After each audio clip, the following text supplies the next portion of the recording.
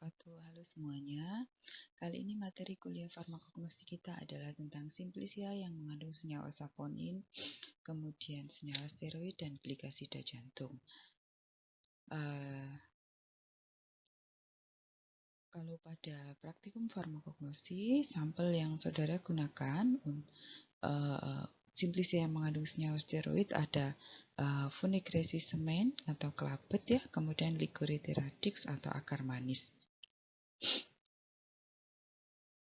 Kemudian capaian pembelajaran pada materi ini adalah saudara mampu memahami definisi dan jenis dari senyawa saponin, glikosida jantung dan steroid, kemudian metode panen, ekstraksi, kemudian karakteristik makroskopis dan mikroskopis dan aktivitas farmakologi dari simplisia yang mengandung senyawa saponin dan glikosida jantung. Oke, pertama saya akan menjelaskan dulu apa itu yang dimaksud dengan glikosida. Jadi, glikosida itu adalah senyawa yang tersusun atas gugus gula, ya, atau disebut juga dengan glikon, dan gugus non-gula, atau disebut juga dengan aglikon. Jadi, glikon ditambah aglikon atau genin, ya, dia akan menjadi senyawa glikosida. Contohnya adalah senyawa steroid di samping ini ya. Nah, ini adalah gugus gulanya. Ya, ini disebut juga dengan glikon, kemudian ini aglikonnya. Dalam hal ini adalah aglikon steroid. Nah, aglikon atau gugus non gula dari senyawa glikosida bisa bermacam-macam ya. Jadi aglikonnya itu bisa berupa aglikon steroid, bisa berupa aglikon antrakinon, aglikon saponin, dan aglikon flavonoid ya. Dan beberapa textbook menyebutkan penamaan dari senyawa glikosida itu berdasarkan aglikonnya ya, gugus non gulanya ya. Nah, kemudian karakteristik dari senyawa glikosida itu kebanyakan bentuknya kristal atau amorf. Kemudian dia larut air atau etanol ya. Nah, kenapa dia larut air dan etanol? Ya, karena ada gugus gulanya. Gula, sugar itu kan mudah larut sekali dalam air ya. Kemudian nah, beberapa larutan glikosida jika dilarutkan dalam air itu rasanya pahit. Kemudian hampir semua senyawa glikosida itu memiliki putaran optik ya, polarisasi ke kiri atau ke kanan ya. Dan dia tidak mereduksi larutan Fehling. Kenapa tidak mereduksi larutan Fehling? Karena gugus gulanya berikatan dengan aglikon. Kecuali kalau senyawa glikosidanya itu sudah dihidrolisis sehingga gugus gulanya itu lepas dari aglikonnya, baru dia akan mereduksi Fehling. Yang mereduksi Fehling adalah senyawa gula, gugus gulanya. Kemudian secara umum ya, pada pengobatan senyawa golongan glikosida ini merupakan bentuk prodrug ya, dan dia akan baru menjadi senyawa obat aktif ketika di metabolisme atau dihidrolisis di dalam saluran pencernaan. Kemudian untuk aktivitas farmakologinya, ini ada yang bisa berfungsi sebagai kardiotonik, ini biasanya dari golongan glikosida jantung, kemudian sebagai laksatif ini dari golongan glikosida antrakinon. Nah, ini contohnya tadi ya. Jadi ini adalah glikosida diosin, ya, ini adalah gugus gulanya. Ketika dia dihidrolisis akan menjadi glikon, gugus gula. Ini ada 3 gugus gulanya, 1, 2, 3, dan aglikon atau gugus non gulanya disebut juga senyawa diosgenin. Oke, kita masuk pada apa sih saponin itu ya. Jadi saponin itu adalah salah satu jenis atau tipe dari senyawa glikosida. Nah, saponin ini adalah glikosida yang gugus aglikonnya itu adalah senyawa golongan terpenoid atau senyawa golongan triterpenoid atau steroid. Ya, jadi kalau saya sebutkan saponin itu berarti adalah itu berarti adalah glikosida yang aglikonnya atau gugus non gulanya tersusun atas triterpenoid atau steroid. Ya, jadi bisa aja triterpenoid, bisa juga steroid. Ya, itu disebut juga dengan saponin. Ya, nah kayak gini. Jadi aglikonnya itu bisa berupa steroid atau triterpenoid. Ya. Nah, saponin ini memiliki sifat seperti deterjen. Jadi kalau dia ada sampel tanaman yang dia memiliki kandungan saponin, itu ketika dilarutkan atau ditambahkan air dan dikocok, itu dia akan membentuk buih atau busa yang stabil paling tidak selama 10 menit. Kemudian saponin ini juga bersifat hemolitik dan sangat toksik, ya. Kemudian berat molekulnya tinggi ya karena dia gugus aglikonnya itu adalah triterpenoid steroid, terus masih ada gugus gulanya ya, dan cenderung bersifat polar. Kenapa polar? Ya tadi karena ada gugus gulanya. Nah, identifikasi saponin itu yang pertama dengan uji hemolisis ya. Jadi dia berdasarkan sifat hemolitiknya, jadi beberapa tetes darah ditambahkan pada larutan saponin, dia akan positif jika jadi kalau ada saponinnya ya, itu sel darah merahnya akan pecah atau lisis. Kemudian uji buih seperti yang saya jelaskan tadi ya, sampel yang berisi larutan sampel yang mengandung saponin itu ditambahkan air kemudian dikocok selama beberapa menit.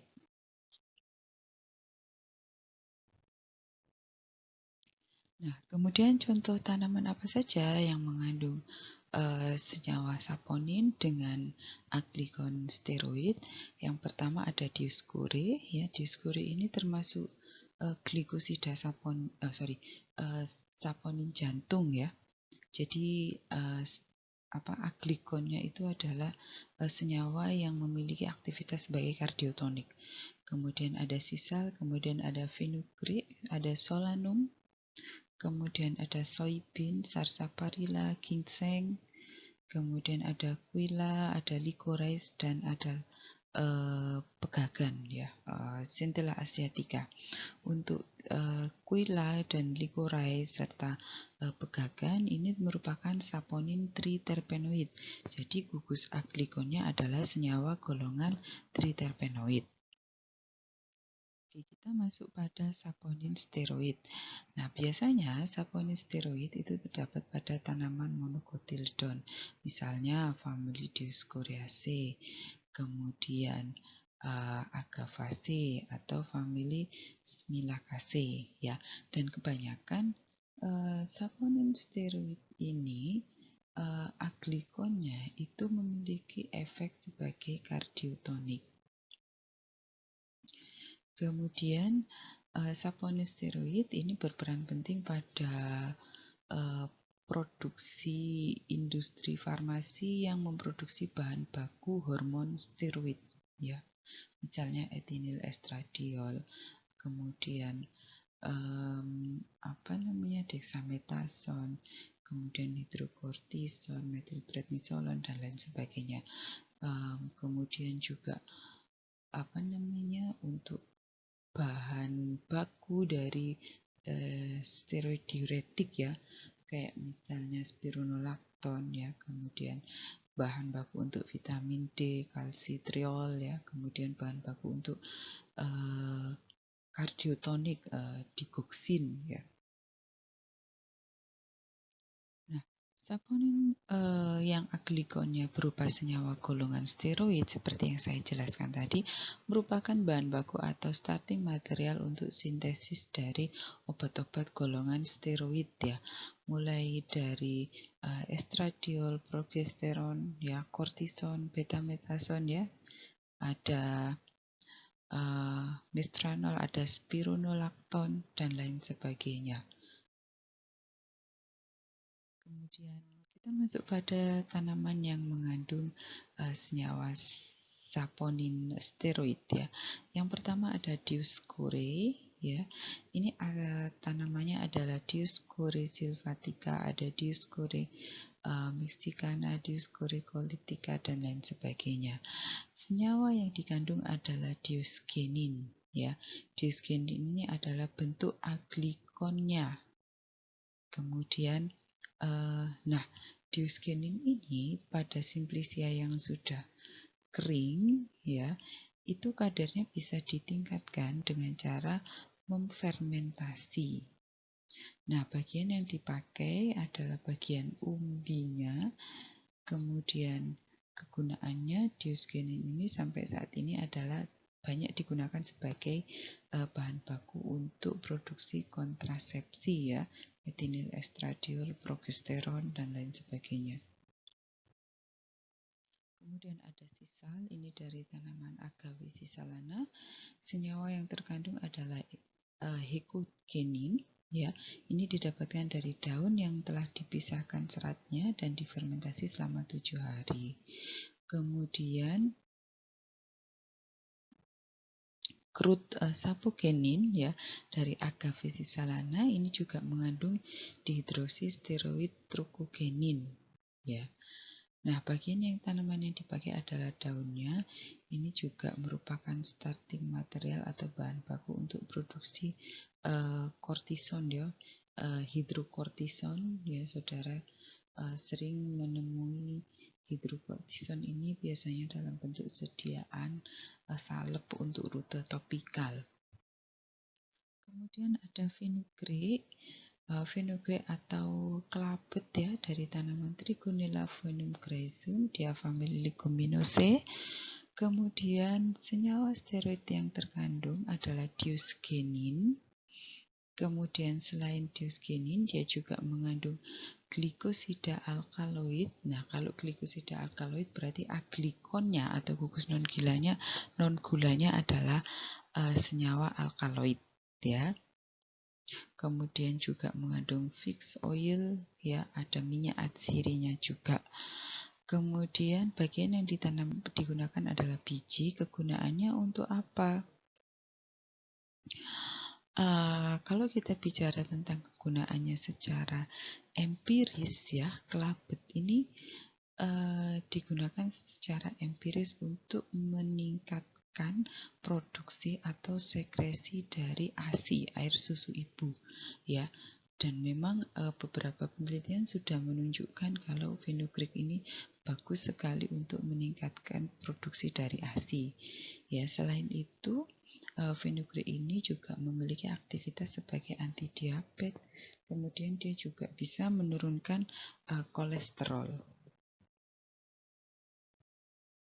Nah, ini adalah fragmen dari Simplicia fenugreek atau kelabet ya. Ini irisan melintangnya sudah saudara amati pada saat praktikum botani farmasi ya. Kemudian ini adalah fragmen spesifik ketika dalam bentuk serbuk Simplicia. Jadi ada fragmen endosperm, kemudian endosperm ini dengan dinding berlapis, kemudian ada epidermis luar dan sel penyangga. Ini sel penyangganya. Jadi ini epidermis luarnya, kemudian ini sel penyangganya yang bawah ini ya. Kemudian ada fragmen lembaga dengan sel berisi butil aluron dan minyak atsiri. Kemudian ada fragmen kulit biji, ini juga fragmen kulit biji ya. Ini juga fragmen kulit biji. Ini fragmen kulit biji dilihat dari atas ya. Nah, biasanya ketika mengamati secara mikroskopis sampel dari kelabet ini, kesulitannya itu adalah membedakan antara fragmen endosperm dan fragmen lembaga ya. Jadi kalau yang namanya fragmen endosperm itu bentuknya cenderung poligonal dan ukurannya besar. Tapi kalau fragmen lembaga itu dia bentuknya itu cenderung persegi panjang dan ukurannya lebih kecil. Ya. Nah, kita lanjut pada simplisia berikutnya, yaitu dari tanaman Solanum sp. Ini dari family Solanaceae. Tanamannya adalah Solanum laciniatum, ya Solanum aviculare dan lain sebagainya. Senyawa metabolit yang terkandung adalah solasodin, diosgenin, dan solanidin. Nah, saponin steroid yang terdapat pada family Solanaceae, ya, ini merupakan jenis saponin steroid itu yang aglikonnya tidak hanya steroid tapi juga alkaloid. Ya, jadi ada 3 komponen di situ. Jadi ada komponen senyawa gula, kemudian ada aglikon steroid dan ada aglikon alkaloid.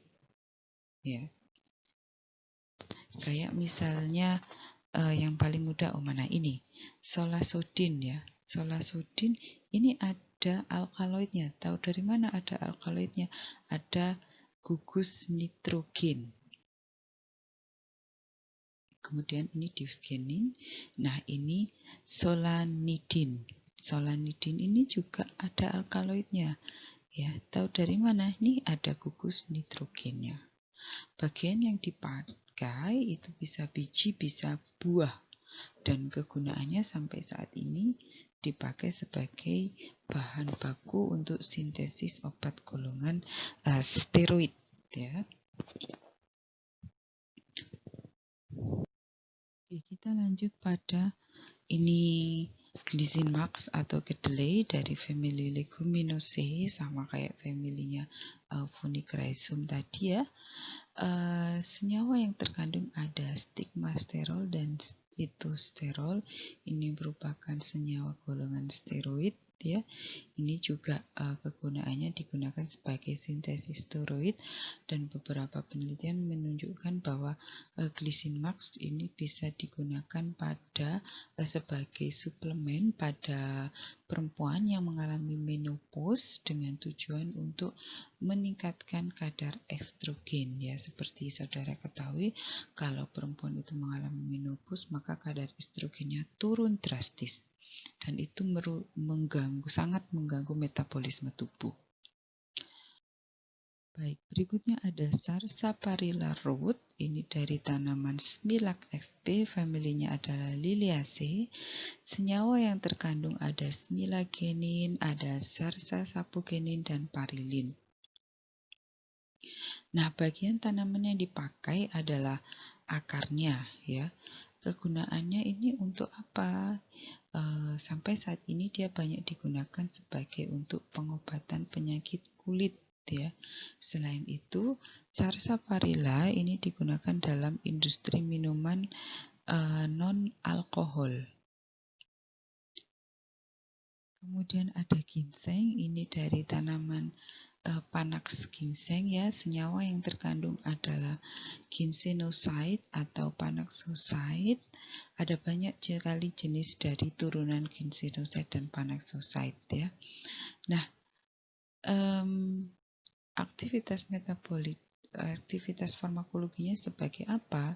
Dia memiliki efek sebagai anti diabetes, kemudian anti ulcer, dan dia juga bisa meningkatkan sistem imun tubuh. Nah, ini adalah senyawanya ginsenoside ya. Jadi ini adalah gugus steroidnya. Jadi ini steroidnya. Nah, kemudian 2 ini adalah gugus gulanya. Bagian tanaman yang dipakai adalah akar. Semakin tua atau berumur tanamannya, kandungan ginsenoside-nya semakin tinggi. Ya. Kemudian kegunaannya tadi sudah ya, dia juga sebagai adaptogenik. Nah, ini struktur senyawanya ya. Oke, kita masuk pada saponin dengan aglikon triterpenoid ya. Nah, senyawa saponin dengan aglikon triterpenoid ini lebih banyak pada tanaman dikotil ya, misalnya rutase, mirtase, cucurbitase, umbelliferae dan lain sebagainya. Simpatisannya ada apa saja? Yang pertama ada Quillae bark atau soft bark. Ini dari tanaman Quillaja saponaria. Ini family Rosaceae. Kandungan metabolit sekundernya ada campuran saponin ya, yang jika dihidrolisis dia akan menghasilkan aglikon asam quilat dan gypsogenin. Gypsogenin inilah yang merupakan senyawa steroidnya. Bagian yang dipakai adalah kulit batangnya. Kegunaannya sebagai apa? Sebagai emulsifying agent ya. Kemudian ada licorice root atau akar manis ya. Saudara sering sekali menemui akar manis ini kalau di apotik sebagai sediaan obat batuk hitam ya, karena memang bahan baku untuk bikin obat batuk hitam itu ya akar manis ini. Tanamannya adalah Glycyrrhizae glabra dari family Leguminosae. Hanya ada satu spesies Glycyrrhizae glabra, tapi variannya memang ada beberapa jenis ya. Nah, kandungan dari saponin triterpenoidnya apa? Yaitu senyawa glycyrrhizin. Ya, jadi ini adalah glycyrrhizin. Ya, ini gugus aglikonnya, kemudian ini gugus gula. Nah, glycyrrhizin ini kalau dia dihidrolisis ya, otomatis gugus gulanya ini akan lepas dan dia akan menghasilkan aglikon yang disebut juga dengan glycyrrhizinat ya, atau glycyrrhizinic acid. Selain mengandung glycyrrhizin, dia juga mengandung flavonoid liguriton dan isoquercetin. Bagian yang dipakai adalah akarnya. Kemudian kegunaannya sebagai apa? Ya, yang pertama tadi sebagai obat batuk ya. Nah, kemudian selain sebagai obat batuk, dia digunakan juga untuk antiinflamasi ya. Kemudian digunakan juga sebagai flavoring agent. Nah, selanjutnya ada pegagan atau Centella asiatica. Senyawa sapogenin triterpenoidnya adalah asiaticoside dan ada madicasoside. Nah, ini adalah sebentar. Oh, ini nggak ada gugus gulanya ya. Berarti ini adalah bentuk aglikonnya. Jadi asiaticoside itu adalah bentuk glikosidanya. Kalau dia dihidrolisis, dia akan menghasilkan gula ramnosa, glukosa, dan unit aglikon asiatic acid ya. Jadi kalau asiaticoside ini dihidrolisis, dia akan menghasilkan 2 glukosa dan 1 ramnosa dan aglikon asiatic acid. Bagian yang digunakan adalah herbanya. Kemudian kegunaannya sebagai apa? Aktivitas farmakologinya, pegagan ini yang paling bagus aktivitas farmakologinya adalah sebagai wound healing atau mempercepat proses penyembuhan luka.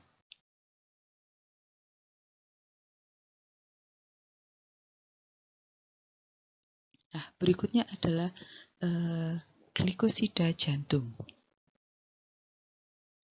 Apa sih glikosida jantung? Sebenarnya glikosida jantung ini ada sama saja dengan glikosida steroid. Aglikonnya yaitu golongan steroid. Yang membedakan itu adalah dia disebut glikosida jantung ketika glikosida tersebut memiliki efek kardiotonik. Ya, jadi glikosida jantung itu glikosida steroid yang memiliki efek kardiotonik. ada dua jenis glikosida jantung, yaitu kardinolit dan bufadienolit. Ya, kalau kardinolit dia punya cincin lakton 5, kalau kardinolit ada 6 cincin. Kalau kardinolit ada 5 cincin lakton, kalau bufadienolit ada 6. Kemudian untuk identifikasinya menggunakan tes Killer-Kilani ya. Nah, ini tadi ada kardinolit, ada bufadienolit. Kalau kardinolit, cincin laktonnya ini tersusun atas 5 atom karbon.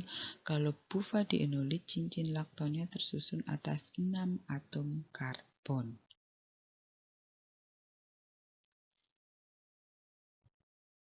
Nah, jenis dari glikosida jantung ya, ada dari tanaman Digitalis purpurea. Ini glikosida jantungnya ada digitoksin, digoksin, digitogenin. Kemudian ada dari tanaman Strophanthus combe, ada Castropontoside, ada dari tanaman Urgenia maritima, ada dari tanaman Convallaria majalis, Aposinum, Adonis vernalis, dan Heliborus niger. Keseluruhan tanaman ini menghasilkan glikosida jantung. Nah, nanti saudara cari masing-masing tanaman ini, ya, mana yang termasuk kardinolit, ya, mana yang termasuk bufadienolit. Ini kardinolit tadi ya, ada digitalin, kemudian digoksin. Ingat kardinolit, laktonnya tersusun atas 5 atom karbon. Nah, ini digitalin ya, ini gugus gulanya. Ini tersusun atas gula, ini gula ramnosa, ini adalah glukosa. Kemudian ini ada digitoksin. Nah, digitoksin, kemudian digitoksigenin ini merupakan raw material atau bahan baku untuk sintesis atau untuk produksi senyawa digoksin. Digoksin ini merupakan salah satu obat yang sering digunakan pada pasien heart failure ya, atau gagal jantung. Dan range terapinya itu sangat kecil sekali, atau range dosisnya itu sangat kecil sekali, sehingga kebanyakan memang glikosida jantung itu toksisitasnya lebih tinggi. Kenapa toksisitasnya lebih tinggi? Ya karena itu tadi, range terapinya sempit, sehingga kalau dosisnya itu meleset sedikit saja, itu efek toksiknya sudah langsung kelihatan. Nah, ini mekanismenya kerjanya, saya tidak akan menjelaskan detail ya, nanti ini akan kita bahas di kalau kalian semester 6. Kemudian yang pertama ada Digitalis purpurea. Ini dari family Scrofulariaceae. Kandungan senyawanya adalah 0,3% total kardinolit, ada digitoksin, glikosida purpurea AB.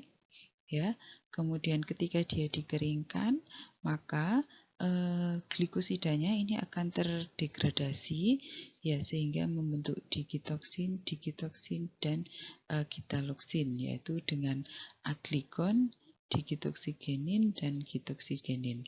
Sebenarnya saponin jantung dari tanaman Digitalis purpurea ini saling berhubungan ya.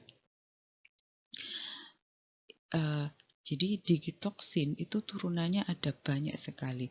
Ada gitoksin, ada gitaloksin. Kemudian kalau dihidrolisis dia menjadi digitoksigenin dan menjadi gitoksigenin. Bagian yang dipakai adalah daunnya ya. Dia memiliki dia mampu memperkuat kontraksi dari otot jantung. Kemudian ini adalah struktur senyawanya, ada digitoksigenin, gitoksigenin, dan gitaloksigenin ya. Jadi ini adalah dalam bentuk glikosida ya. Ini dalam bentuk aglikon. Ini uji Killer-Kilani ya. Jadi ekstrak atau simplicia dari daun digitalis ya, kemudian ditambahkan PP asetat, kemudian dikocok dan disaring, lalu diambil filtratnya, kemudian ditambahkan kloroform, difraksinasi lagi, lalu ditambah FeCl, tambah asam sulfat. Nah, kalau dia terbentuk layer berwarna merah coklat, kemudian bagian atasnya lama-lama berwarna biru dan gelap, maka itu menunjukkan hasil yang positif. Nah, fragmen pengenalnya apa? Ya, ini yang dipakai tadi daunnya ya, otomatis saudara akan mendapati epidermis atas atau bawah dengan stomata, dan ada juga trikoma. Trikomanya adalah jenis trikoma glandular ya. Ada digitalis lanata, ini masih satu family ya dengan digitalis purpurea tadi, dan senyawa metabolitnya juga hampir mirip-mirip. Ada digitoksikenin, ada dikinatikenin, dan ada lantosida.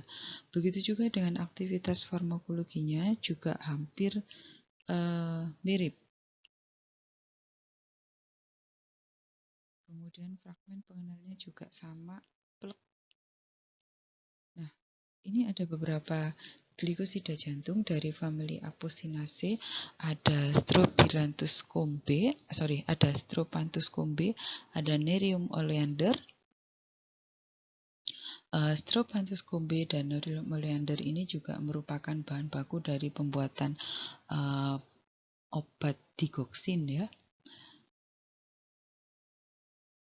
Kemudian ada Convallaria, ini dari Convallaria majalis dari famili Liliaceae. Metabolit sekundernya ada convallatoksin, konsumsinya juga sebagai kardiogenik ya, sebagai kardioaktif. Nah, ini yang termasuk bufadienolit, di mana saudara bisa mendapatkan bufadienolit. Ingat bufadienolit tadi karbonnya ada 5, lakton dengan 5 karbon. Bufadienolit ada di squale, Urgenia maritima, metabolit sekundernya ada silaren AB, ada flavonoidnya juga. Bagian yang dipakai adalah bulbusnya. Kemudian steroid lain yang bisa saudara dapatkan apa? Ada witanolida, ini dari tanaman Witania somniferum. Ini bukan cipluan ya, beda ya. Jadi dia dari Witania somniferum, ini family Solanaceae atau yang biasa disebut juga dengan Indian ginseng. Steroidnya apa? Steroidnya ada Witaferin A, kemudian ada Witanolide A, Witanolide D, dan ada Witanon. Bagian yang dipakai adalah akarnya. Nah, kalau Witanolide dari Witania somniferum, ini aktivitas farmakologi yang paling terkenal adalah sebagai sedatif. Kemudian ada cucurbitacin, ini dari family Cucurbitaceae, juga bisa dari family Euphorbiaceae dan Cruciferaceae. Nah, jenis saponinnya ini adalah saponin triterpenoid ya.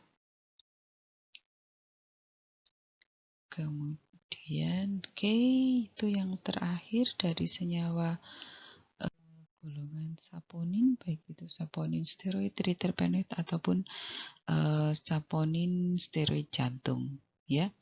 Jadi yang perlu saudara ingat adalah ngebedain apa bedanya saponin triterpenoid, steroid, dan saponin, terutama steroid yang biasa dan saponin yang steroid jantung ya. Kemudian contohnya apa saja dan aktivitas metabolit, aktivitas farmakologi dari masing-masing metabolit sekundernya.